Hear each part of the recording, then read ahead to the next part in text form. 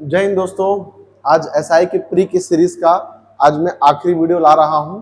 इसके बाद से जो भी आपको सीरीज मिलेगी वो शिक्षक भर्ती और आपको एसआई मेंस के लिए सीरीज मिलेगी। तो आज आपका बहुत महत्वपूर्ण टॉपिक है नक्सलवाड़ी समस्या। यहाँ से 1 से 2 क्वेश्चन आने की पूरी संभावना, और ये मैं लिख के दे सकता हूँ। जो मैं स्लाइड आपको कराने वाला हूँ इससे बाहर से क्वेश्चंस नहीं आएंगे। वीडियो अगर अच्छा लगे तो लाइक शेयर सब्सक्राइब करना, ताकि शिक्षक भर्ती एसआई भर्ती में मैं आपके फिर से मदद कर सकूं और आपके लिए वीडियो ला सकूं, अच्छा से अच्छा कंटेंट दिला सकूं, ताकि आपका सिलेक्शन पक्का हो सके। आइए दोस्तों स्टार्ट करते हैं। सबसे पहले टॉपिक दिया सर हमारे पास कि इसकी जो ऐतिहासिक विचारधारा या पृष्ठभूमि है वो पनपी कहाँ से। तो इस आंदोलन की शुरुआत 1967 में हुई। शुरुआती स्थान कहाँ था? तो पश्चिम बंगाल के दार्जिलिंग जिले की नक्सलवाड़ी गांव में। याद रखिएगा कि राज्य हमारे पास पश्चिम बंगाल था, जिला हमारे पास दार्जिलिंग था और गांव का नाम था नक्सलवाड़ी। नक्सलवाड़ी से पैदा हुआ एक वाद, एक सोच, इसलिए इसका नाम क्या पड़ा? तो नक्सलवाद पड़ा। इसका उद्गम स्थल था। इसको याद रखिएगा। मुख्य प्रणेता इस आंदोलन के राजनीतिक कार थे वो चारू मजुमदार और कानू सान्याल थे। इसको याद रखिएगा, चारू मजुमदार और कानू सान्याल काफी ज्यादा इंपॉर्टेंट है। मूल विचारधारा इसकी पनपी कहां से थी? तो चीन के कम्युनिस्ट नेता जो माओ से तुंग थे, उनके विचारों पर आधारित थे, जो सशस्त्र क्रांति करके मुश्किलों का समाधान लाना चाहते थे। राजनीतिक जो परिवेश होता है उससे देश सही तरीके से नहीं चल पा रहा था, तो सशस्त्र क्रांति करके उसको बदलना चाहते थे, अपने तरीकों से चलाना चाहते थे, चीजों को सही करना चाहते थे, और वो चाइना में सफल भी हुए वहां पर। इसीलिए पीएलए की सरकार है, पीपल लिबरेशन आर्मी की सरकार है। सर्वोच्च नेतृत्व वर्तमान में सीपीआई जो माओवादी संगठन इसका संचालन करता है, जिसका गठन 2004 में people's war group of MCC के विलय से हुआ। मुख्य उद्देश्य लोकतांत्रिक व्यवस्था को हथियार के बल पर उखाड़ फेंकना और अपनी जनता की सरकार को स्थापित करना, ये उसका मुख्य उद्देश्य होता है। शस्त्र वाली सरकार, सेना की सरकार। आगे चलते हैं हम। अगला साइड हमारे पास सर नक्सलवाद के पनपने के प्रमुख कारण क्या क्या है। तो सबसे पहला भूमि सुधारों में विफलता। आपको याद होगा कि 1991 में पहला संविधान संशोधन करके जो पहली अनुसूची जोड़ी गई थी उसमें भूमि सुधार किए गए थे, लेकिन जमीनी स्तर पर वो लागू ना हो पाना, जिसके कारण शोषित वर्ग और भी शोषित हो गया और किसान वर्ग का कोई उत्थान नहीं हो पाया। तो जो निचला तबका था वो बहुत ज्यादा शोषित होने के कारण नक्सलवाद से काफी ज्यादा प्रेरित हो गया। जल जंगल जमीन से बेदखली, जनजातीय आबादी का उनके पारंपरिक वन भूमि और आजीविका के संसाधनों से विस्थापन। आज भी देख रहे होंगे हस्तव एरिया में, बस्तर के क्षेत्र में जंगल काटे जाते हैं, तो कहीं ना कहीं वहां पे विस्थापन करना पड़ता है, जिसके कारण उनके मन में एक क्षोभ उत्पन्न होता है। खनन और विस्थापन, जहां पर कोयले की खनन होती है, किसी प्रकार के जब खनिज की खनन होती है तो वहां पर से काफी बड़े एरिया से लोगों को विस्थापित किया जाता है। विस्थापित हुए लोगों के साथ ही सही मात्रा में सही में इंसाफ ना हो तो नक्सलवादी सोच से प्रभावित हो जाते हैं। विकास की भारी कमी, बुनियादी सुविधाओं जैसे पक्की सड़कें, बिजली, पेयजल, स्वास्थ्य केंद्र और प्राथमिक शिक्षा का न पहुंच पाना। प्रशासनिक शून्यता, छत्तीसगढ़ या भारत के जो भी जंगली इलाके हैं जहां पर प्रशासन बहुत कम पहुंच पाता है, काफी दूर तक होता है, जहां पर पुलिस की पहुंच नहीं हो पाती है, वहां पर ये नक्सलवादी लोग अपने सोच को, अपने एजेंडा को फैलाने में कामयाब हो जाते हैं। इसलिए सुदूर इलाकों में नक्सलवाड़ी समस्या के पनपने और उनके फलने फूलने का जो क्रम होता है काफी ज्यादा होता है। वर्तमान स्थिति भाई सांख्यिकी के हिसाब से बता रहा हूं मैं, स्टैटिस्टिक्स के हिसाब से प्रारंभ में जिलों की संख्या में कमी कितनी आई है? पूर्व में 100 से, भारत के कुल जिलों में से 100 से अधिक जिलों में पहले नक्सलवाड़ी समस्या थी, लेकिन अब वह 7 से 11 जिलों में सिमट कर रह चुकी है। नक्सलवाद जो अमित शाह जी का था ना 2026 में, उसको वाइप आउट करना है, तो लगभग अब 7 से 11 जिलों के बीच ही बचा हुआ है। हिंसा में कमी, पिछले 10 वर्षों में नक्सली घटनाओं में सुरक्षा बलों के हताहत होने में लगभग 50% से भी अधिक की गिरावट आई है। खत्म करने की समय सीमा, केंद्रीय गृह मंत्रालय ने नक्सलवाद को भारत से पूरी तरह समाप्त करने के लिए 31 मार्च 2026 का लक्ष्य निर्धारित किया था, जो कि अब पूर्ण हो चुका है। प्रमुख प्रभावित क्षेत्र, रेड कॉरिडोर, वर्तमान में इसका प्रभाव मुख्य रूप से छत्तीसगढ़ के बस्तर संभाग और इसके सीमावर्ती राज्यों झारखंड, उड़ीसा, महाराष्ट्र के कुछ हिस्सों में है। सर जो हॉटस्पॉट है वो हमारा छत्तीसगढ़ है, जो हॉटस्पॉट है वो हमारा छत्तीसगढ़ और क्या है उसका बस्तर संभाग है, इसको याद रखेंगे आप लोग। चलिए आगे आते हैं। सर यहाँ पर हमारे पास इसे वर्ष 2017 में लागू किया गया था, किसके लिए, तो सुरक्षा रणनीति, इसका नाम था समाधान। नक्सलवादी जितने भी एलिमेंट्स थे उसको एलिमिनेट करने के लिए और नक्सलवादी जो कार्यक्रम थे उनको धीरे धीरे करने के लिए, नक्सलवादी समस्या से लोगों को बचाने के लिए एक प्रोसेस शुरू किया गया था, उसका नाम था समाधान। यह S for smart leadership, A for आक्रामक रणनीति, एम फॉर प्रेरण प्रशिक्षण, ए फॉर सटीक खुफिया जानकारी, डी फॉर डैशबोर्ड आधारित प्रगति, एच फॉर तकनीक का उपयोग जिससे ड्रोन और यूवीज का उपयोग करना, ए फॉर सर प्रत्येक क्षेत्र के लिए अलग कार्य योजना, और एन फॉर होता है सर फंडिंग के रास्तों को रोकना, क्योंकि नक्सलियों के पास काफी मात्रा बाहर से फंडिंग आती थी जिससे वो हथियार वगैरह खरीद कर पावरफुल हो पाते थे।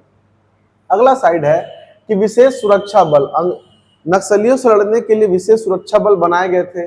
नक्सलियों का मुकाबला करने के लिए राज्य सरकार स्तर पर विशेष कमांडो फोर्स जैसे कि छत्तीसगढ़ की कोबरा, ग्रेहाउंड्स आंध्र प्रदेश और डीआरजी का गठन, डीआरजी का डिस्ट्रिक्ट रिफोर्समेंट गार्ड जो थे हमारे पास वो छत्तीसगढ़ में बने हुए थे। सुरक्षा शिविर, बस्तर के अबूझमाड़ जैसे दुर्गम जंगलों में फॉरवर्ड ऑपरेटिंग बेस FOB स्थापित कर सुरक्षा का दायरा बढ़ाया गया था, ताकि कहीं पर भी नक्सलियों की कोई मूवमेंट हो तो उसको ट्रैक करके उसको एलिमिनेट किया जा सके।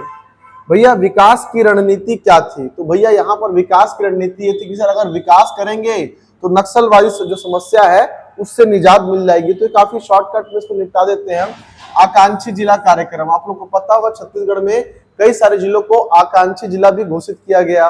प्रभावित जिलों में स्वास्थ्य, शिक्षा और कृषि मानकों में सुधार ताकि लोग नक्सलवाद से कम प्रभावित हो सके। सड़क संपर्क योजना, सुदूर नक्सली प्रभावित क्षेत्रों में सुरक्षा बलों की सुरक्षा हेतु हजारों किलोमीटर लंबी सड़कों का निर्माण किया गया। शिक्षा की व्यवस्था, जनजाति बच्चों के लिए उच्च गुणवत्ता वाले एकलव्य आदर्श आदिवासी विद्यालय को खोला जाना। संचार क्रांति, घने जंगलों वाले इलाकों में मोबाइल टावर लगाकर संचार नेटवर्क को सुदूर करना ताकि ग्रामीणों और सुरक्षा बलों के कनेक्टिविटी बढ़िया हो सके। और पुनर्वास की नीति, कोई भी नक्सली यदि आत्मसमर्पण करना चाहता है तो उसे जेल भेजकर या फिर गोली मार कर नहीं तो उसका स्वागत किया जाता है। कई बार तो ऐसे नक्सलियों को ही छत्तीसगढ़ शासन के द्वारा बनाए गए कुछ फोर्सेस है जिनमें शामिल किया जाता है, जैसे बस्तर फाइटर्स हो गया, डीआरजी हो गया इसमें, और उनका पुनर्वास कराया जाता है, उसमें सम्मान राशि भी दी जाती है ताकि ज्यादा से ज्यादा नक्सली क्या हो सके, मुख्य धारा में लौट सके, आत्मसमर्पण कर सके। इसके बाद हमारे पास कुछ घटनाएं हैं मुख्य जिनके बारे में बता रहा हूं, जो कि छत्तीसगढ़ में मेन जो छत्तीसगढ़ के इतिहास में नक्सलवाद में सबसे बड़ी जो घटनाएं थी जिन्होंने हमारे सुरक्षा बलों को बहुत ज्यादा क्या दिया, हानि पहुंचाई, उसके बारे में जो मुख्य घटनाएं थी। ताड़मेटला की घटना, दंतेवाड़ा कहां पर हुआ और सुकमा में हुआ, साल था 2010। इसमें एक साथ हमारे क्या हुए थे, 76 जवान शहीद हो गए थे। फिर झीरम घाटी का हमला बहुत ज्यादा लाइमलाइट में 2013, कांग्रेस नेताओं के काफिले पर हमला और 29 लोगों की इसमें मौत हो गई थी, कांग्रेस नेताओं के। इसमें हमारे पास जो महेंद्र कर्मा थे वो भी शहीद हो गए थे, इसमें विद्याचरण शुक्ल उनकी भी क्या हो गई थी, हत्या हो गई थी इसमें। टेकुल गुड़ेम मुठभेड़ सुकमा बीजापुर सीमा पर, साल 2021 में जंगलों में भीषण सुरक्षा बल नक्सली भिड़ंत जिसमें 22 सुरक्षा कर्मी हमारे शहीद हो गए थे। याद रखिएगा टेकुल गुड़ेम कहां पड़ता है, सुकमा और बीजापुर की सीमा में। फिर मिनपा हमला, सबसे ज्यादा इंपॉर्टेंट वाले ये हैं, मिनपा हमला ये कहां पर हुआ, तो सुकमा में। 2020 में सुरक्षा बलों की नक्सली घेराबंदी जिसमें 17 जवान क्या हो गए, शहीद हो गए। फिर आईडी ब्लास्ट, बीजापुर जिले में जनवरी 2025 में जवानों की गाड़ी उड़ने की घटना जिसमें 8 जवान क्या हो गए थे, शहीद हो गए थे। सबसे मेन जो घटना है वो ताड़मेटला की और कौन सी है, झीरम घाटी, बहुत बड़ी घटनाओं में शामिल है नक्सलियों द्वारा। अब नक्सलियों को पूरी तरीके से साफ करने के लिए हमारे छत्तीसगढ़ और केंद्रीय बलों के द्वारा जो ऑपरेशन चलाए गए, उन ऑपरेशन का डेट और उन ऑपरेशन का सर नाम पूछता है कि कब कब ये ऑपरेशन चले, उनका डेट वगैरह क्या था। तो देखते हैं ऑपरेशन चला हमारे पास कागार, बस्तर के घने जंगलों अबूझमाड़ में चलाया गया व्यापक अभियान था जिसमें नक्सलियों के बड़े ठिकानों को ध्वस्त किया गया। क्या नाम था उसका? ऑपरेशन कागार। इसको याद रखना सर। ऑपरेशन ब्लैक फॉरेस्ट, इसको भी याद रखेंगे 2025 में, क्योंकि अभी रिसेंटली क्या है, छत्तीसगढ़ से तेलंगाना सीमा पर हुआ सबसे बड़ा संयुक्त सैन्य ऑपरेशन जिसमें शीर्ष माओवादी नेता बसवा राजू क्या किया गया? ढेर किया गया। तो याद रखना सर, बसवा राजू कौन से ऑपरेशन मारा गया था? Operation black forest. किन दो राज्यों की सीमा में हुआ? छत्तीसगढ़ और तेलंगाना की सीमाओं में यह ऑपरेशन हुआ था।